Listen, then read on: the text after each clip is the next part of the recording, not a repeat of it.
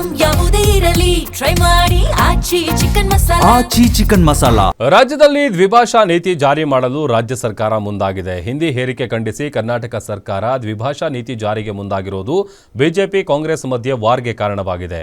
ಹಿಂದಿ ಭಾಷೆಯ ಕಡ್ಡಾಯ ಕಲಿಕೆಯನ್ನ ಕೈಬಿಡುವ ಗುರಿಗೆ ಮುಂದಾಗಿರುವ ಕಾಂಗ್ರೆಸ್ ನಿರ್ಣಯಕ್ಕೆ ಸದ್ಯ ಕೇಸರಿ ನಾಯಕರು ಕೆಂಡ ಕಾರ್ತಿದ್ದಾರೆ.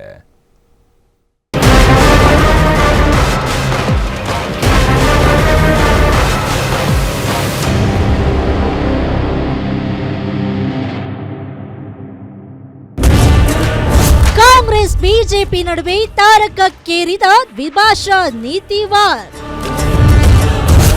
ರಾಜ್ಯ ಸರ್ಕಾರದ ನಡೆಗೆ ಕೇಂದ್ರ ಸಚಿವೆ ಶೋಭಾ ಕರಂದ್ಲಾಜೆ ಕಿಡಿ. ಹಿಂದಿ ಹೇರಿಕೆಯಿಂದ ಲಾಭವೇನು ಅಂತ ಪ್ರಿಯಾಂಕ್ ಖರ್ಗೆ ಪ್ರಶ್ನೆ.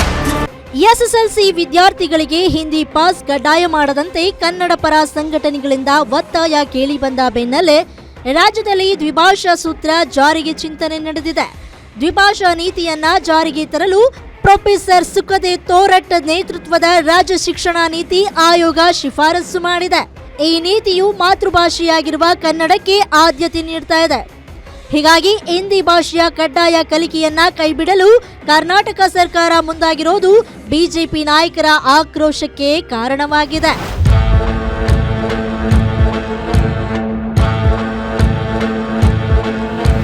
ಹಿಂದಿ ಹೇರಿಕೆ ವಿಚಾರದ ಬಗ್ಗೆ ಪ್ರತಿಕ್ರಿಯಿಸಿರೋ ಕೇಂದ್ರ ಸಚಿವೆ ಶೋಭಾ ಕರಂದ್ಲಾಜೆ, ರಾಜ್ಯ ಸರ್ಕಾರ ಗೊಂದಲ ಮೂಡಿಸುವ ಕೆಲಸ ಮಾಡ್ತಾ ಇದೆ.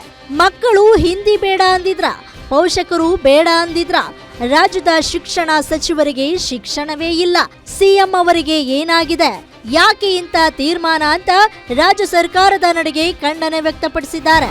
ದಕ್ಷಿಣ ಭಾರತೀಯವರಿಗೆ ತಮಾಷೆ ಮಾಡ್ತಾರೆ, ಯಾವ ಭಾಷೆಯಲ್ಲಿ ನೀವು ಪಾರ್ಲಿಮೆಂಟ್ ಅಲ್ಲಿ ಮಾತಾಡ್ತೀರಿ ಅಂತ ನಾವೆಲ್ಲರೂ ಅನುಭವಿಸಿದೀವಿ.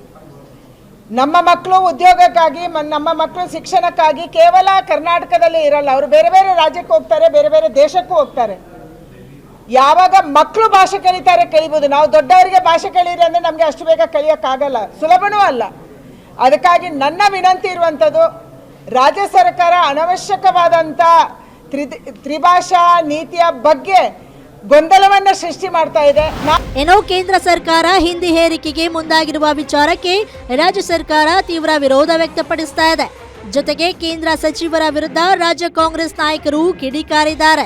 ಹಿಂದಿ ಹೇರಿಕೆಯಿಂದ ಲಾಭವೇನು ಅಂತ ಪ್ರಿಯಾಂಕ್ ಖರ್ಗೆ ಪ್ರಶ್ನೆ ಮಾಡಿದ್ದಾರೆ.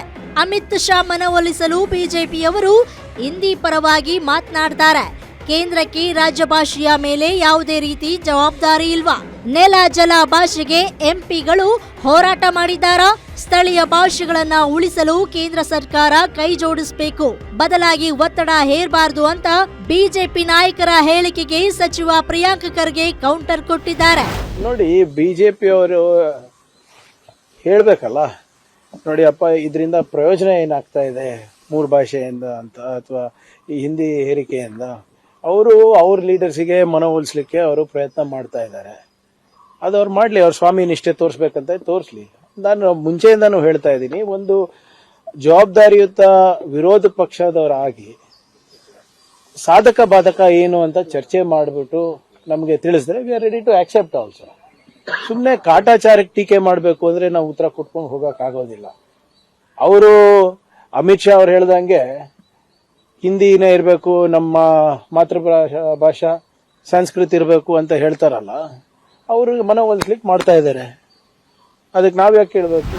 ಒಟ್ಟಾರೆ ಕಾಂಗ್ರೆಸ್ ಬಿಜೆಪಿ ನಡುವೆ ದ್ವಿಭಾಷಾ ನೀತಿ ವಾರ್ ತಾರಕಕ್ಕೇರಿದ್ದು ಈಗ ರಾಜ್ಯ ವರ್ಸಸ್ ಕೇಂದ್ರದ ಜಟಾಪಟಿಗೆ ತಿರುಗ್ತಾ ಇದೆ.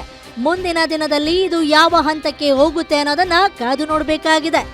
ವೀರಶದಾನಿ, political bureau, Guarantee News, Bengaluru.